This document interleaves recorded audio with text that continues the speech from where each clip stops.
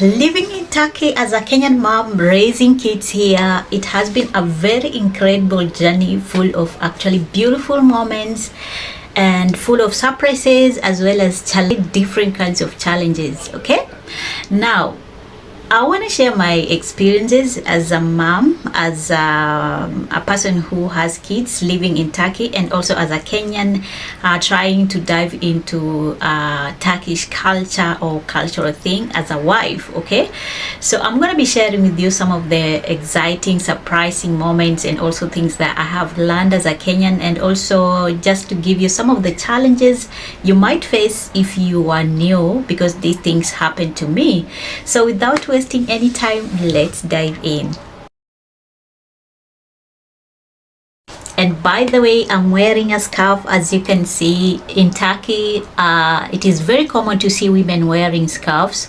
They normally wrap, not like me, but for me, I prefer this way. But for me, I do it because I had actually just done my hair and I don't want water to splash on my outfits. Okay, so you can understand. But in Turkish, women normally don't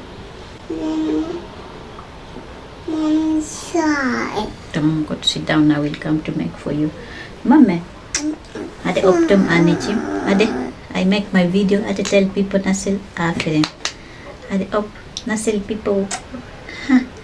Afere. Ade vida. So this is how kids normally actually greet their elders.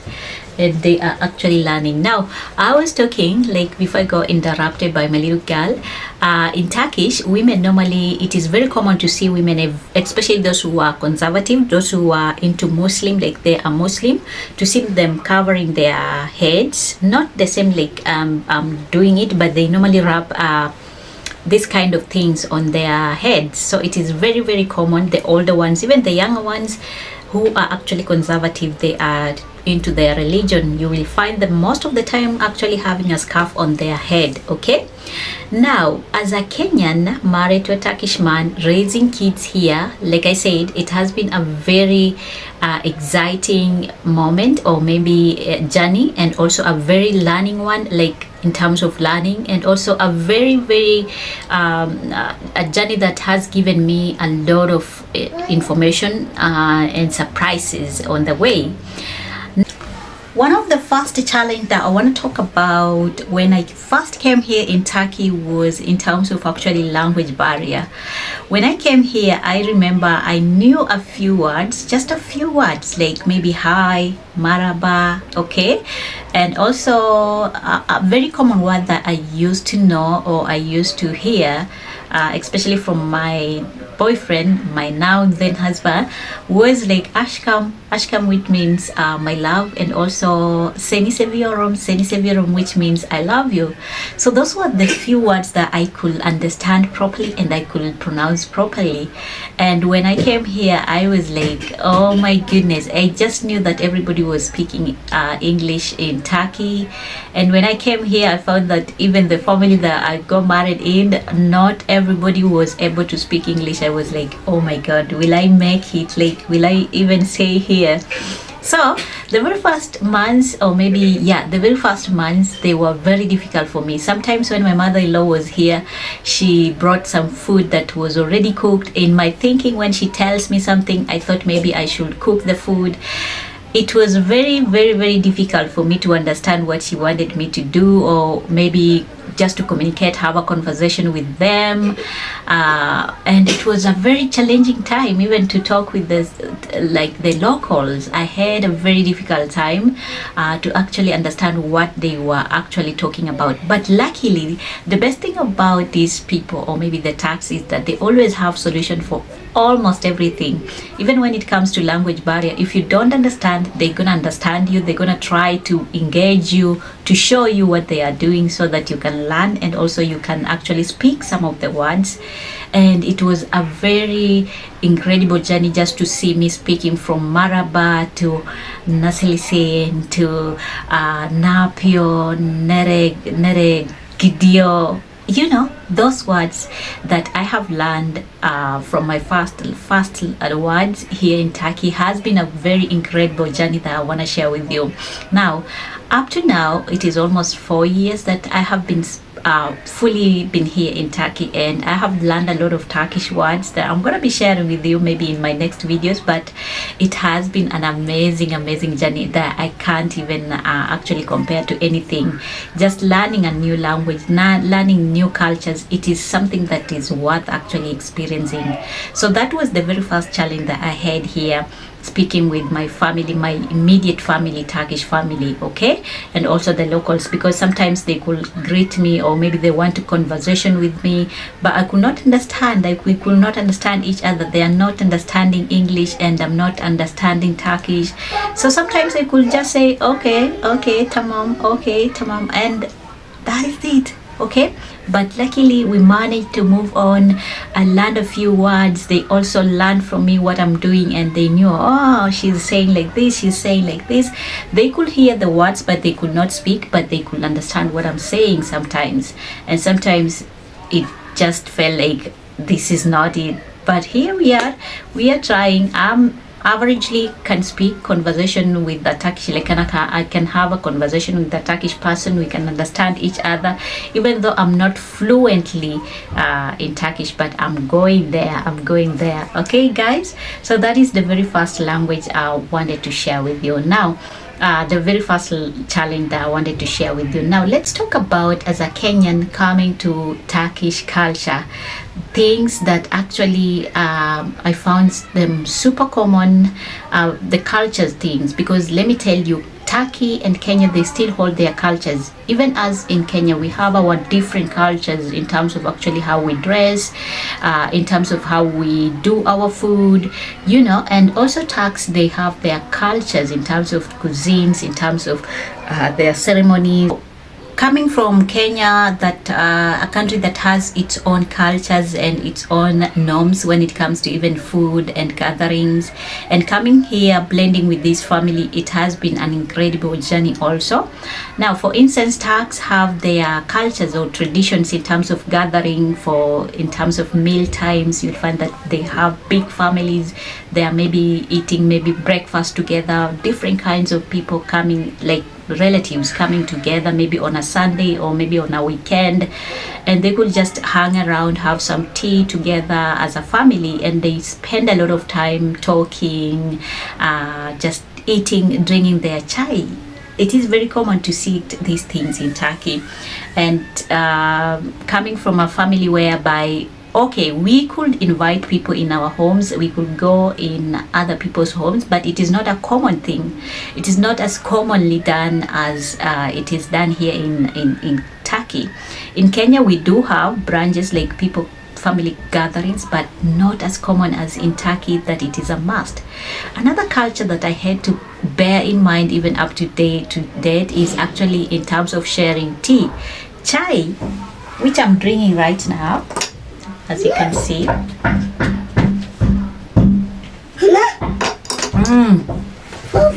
So tea or chai, as they commonly say it is a very common thing here in Turkey that Turks love, and you'll find them, they are actually gathering, just having a cup of tea. And sometimes, or not even sometimes, most of the time, if you are invited into a Turkish home and you refuse to take their tea, it is considered as rudeness. Okay, so if you ever visit a Turkish person, make sure that you are actually drinking some Turkish tea, or maybe if they visit your home, try to cook for them some Turkish tea, or maybe the black tea, what we normally call strungi, chai strungi in Kenya. It's not common for them to take tea with milk. So if you are Kenyan, you are coming to Turkey, just know that you're gonna be seeing this a lot of times. And sometimes this tea is served even on the street. When you visit maybe certain restaurants, they're gonna offer you tea, this kind of tea, just for free without payments. And sometimes it is just considered as a kind gesture of welcoming someone in their homes or in their places or in their businesses. So it is a very common thing. If they are not taking some tea, they might be taking some coffee, Turkish coffee, which is mainly done maybe not as common as they do with Turkish tea or the black tea. So that is a tradition that I have learned here in Turkey, and I'm embracing it each and every time. I love Turkish tea. I love the black tea actually. Okay, Let's talk about when my kids came, like when I started giving birth. Like I have 2 kids here. I have 3 kids. My boy who is Kenyan, and my 2 kids who are Turks, okay, or who are actually blended Turks, okay. Now mixed Turks, if I have to say. Now raising these two as a Kenyan mom has been a very amazing journey, and also a very challenging journey, in terms that the cultures here in Turkey varies. The way we raise our kids is not the same way they raise their kids. For instance, in Turkey, especially the teenagers, young kids are actually so much protective, like so much dependent on their parents. Like even when they are older, like 14 years, 15 years, 16 years, they still depend on their parents to do certain tasks, like maybe cleaning their room, doing cooking for them, doing this and this. If they want something, oh Anne, I want this, oh Anne bo istiyor, oh Anne bu istiyor, oh Anne bu istiyor, Anne. In Turkish, even my kids normally do this. Like they have adopted this thing of calling their mother so much times, and the mothers never fail. They keep on bringing whatever the child wants, they're gonna give. If the child wants some tea, they're gonna make the tea to give them. The child wants some popcorns, it doesn't matter. They never get tired, which is a good thing. Okay, I give them a thumbs up for raising kids that way, because who doesn't want to be loved, or who doesn't want like to love their kids? Now in Kenya, we love our children. We do love our children so much as Turks. However, we actually emphasize on independency. Like the kids should be raised knowing how to do small tasks as young as possible. Okay, even at 5 or 6 years, the child can actually know how to wash a glass. In Kenya, we love our kids to know most of the things at an early age, like washing their clothes, making cooking and stuff like that. But in Turkey, they are too much into protecting. I'm not sure if it is protecting or maybe spoiling their kids, pampering their kids too much. And also in Kenyan culture, for me, I was raised strictly like to be more in terms of actually, if you do something, my mother will just, she will discipline you, especially if you do something bad. She will discipline you, like beat you. In Turkey, I have seen that they don't want you to beat their child, or maybe to discipline the child using a cane or like this. So it is a very different culture, and I'm not saying that both parents are bad. Of course, Kenyan and Turkish, they are all doing something good, because they want their child to be raised as grown-ups, as big boys and girls, and who are gonna do something good to the society. Now, something I have realized here, especially when it comes to boys, the Turks boys, they don't do a lot of things in terms of actually the household, like housework, house chores, as much as we do in Kenya. In Kenya, both men and female, they can do anything. They can go to the river, iron clothes, cook and stuff for their siblings. But in Turkey, I have seen that it is the women, the girls, who are actually cultivated to do more certain stuff, like house chores and stuff like that, for women a lot of times more than the men. I don't know, it is their tradition. If I'm maybe I might be wrong, but that is my own observation, which is a culture, a tradition that they love, and I'm enjoying it. Now, something when it comes to tradition, also they still have their tradition in weddings and stuff like that, that I highly recommend. If you ever come to Turkey, try to visit or try to attend a Turkish wedding. They have their tradition when it comes to traditions, like in terms of actually circumcision and weddings and stuff like that.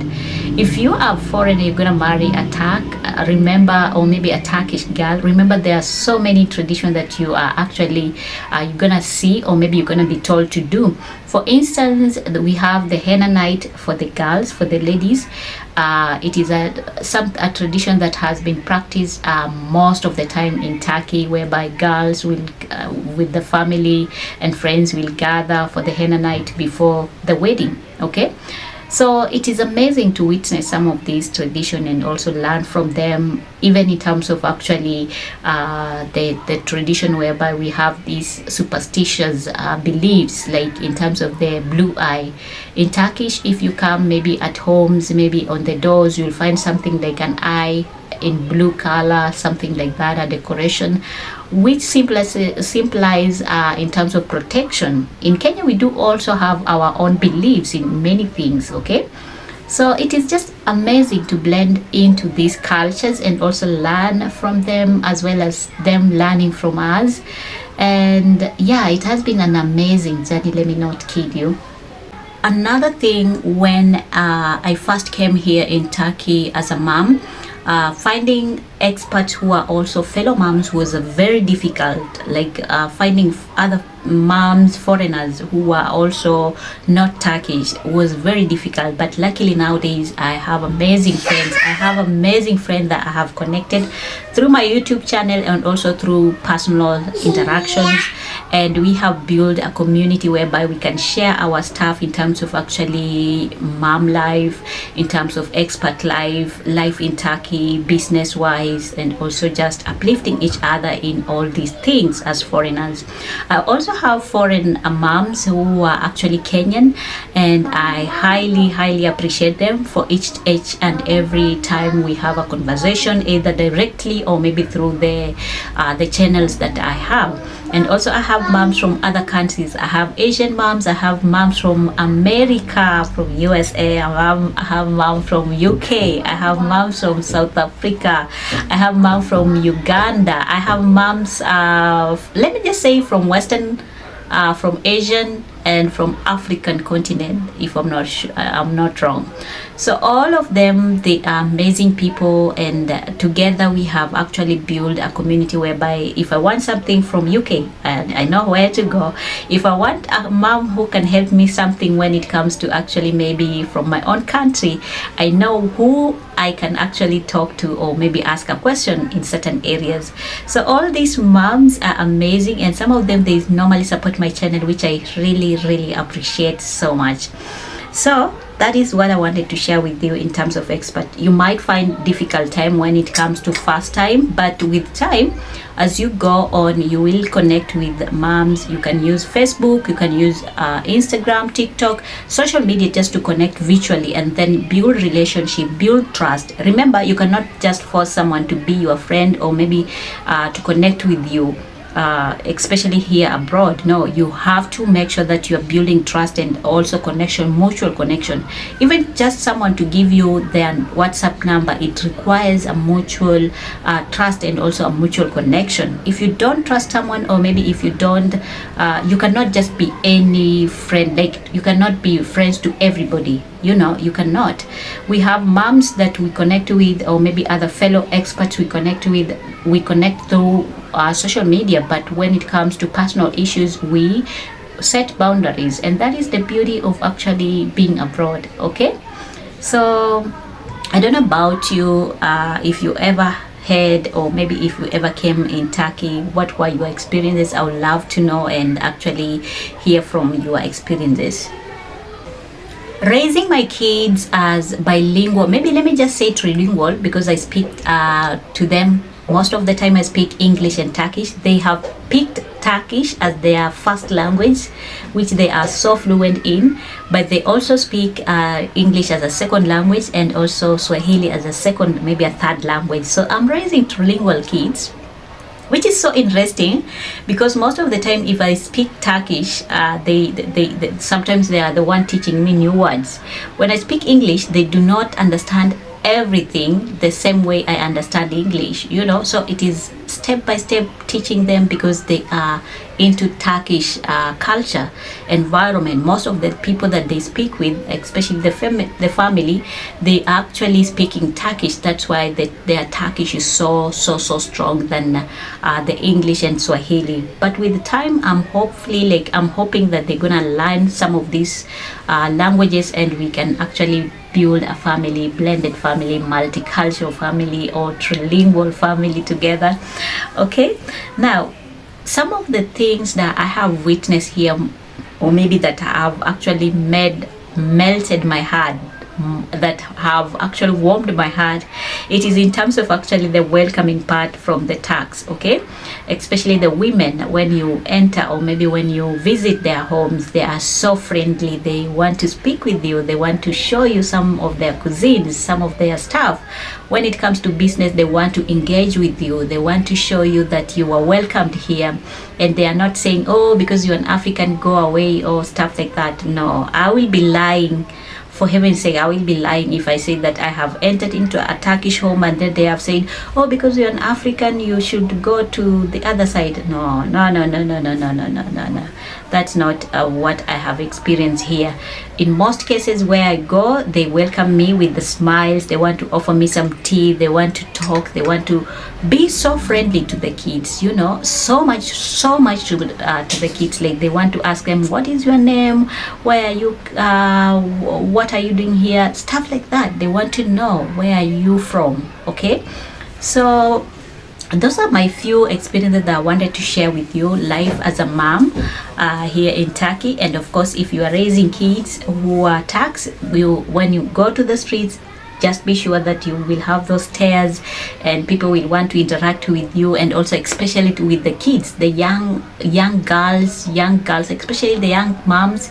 They are so into children. They want to kiss the kids, they want to touch them, they want to ask them questions, they want to take pictures with the kids.